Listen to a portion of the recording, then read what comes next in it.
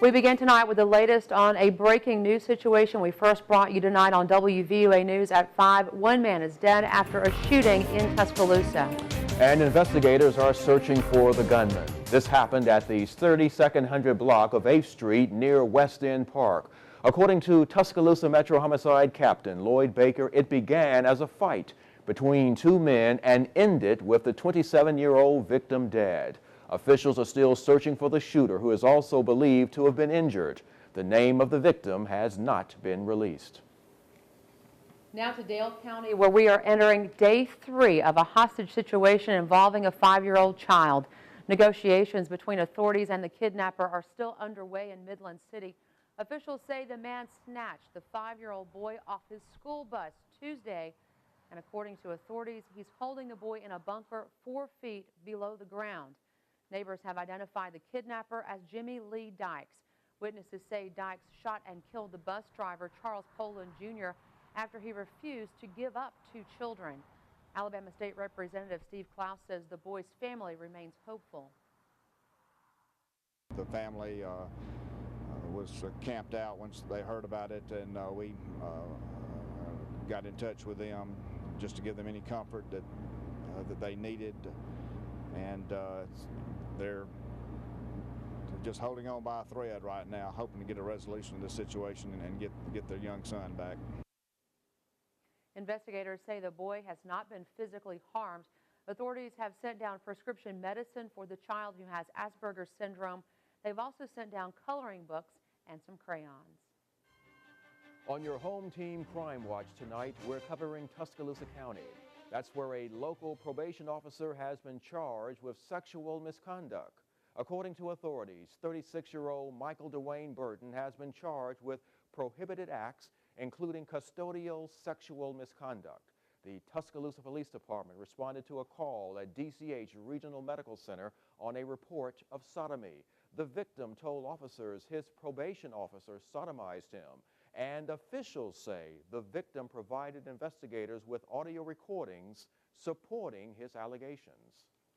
On your Education Watch tonight, expanding access to first-class pre-kindergarten for all 4-year-olds in the state of Alabama. The Alabama School Readiness Alliance Pre-K Task Force is encouraging Alabama state legislators to increase funding for first-class pre-K during the upcoming legislative session. The task force and local legislators spent their morning in the pre-K class at Holt Elementary School to experience firsthand just how important pre-K is. WVUA's Jennifer Edwards takes you there. 3, 2, 9, 6, enter. Very good. Whether it's learning their code for the lunch line, sharpen the saws, take care of your body, your mind, and your soul, or the 7 habits of highly effective people, the Alabama School Readiness Alliance Task Force says it's things like these children learn in pre-K that get them ready for the future. They know how to share, they know how to interact with their peers, they know their letters and numbers, and they're just ready to learn and thrive. Not only does it get them ready for the future, but pre-K teacher Beth Hester says it's the most crucial time of learning for kids. After you pass that 5-year-old age, it's more difficult to gain these skills.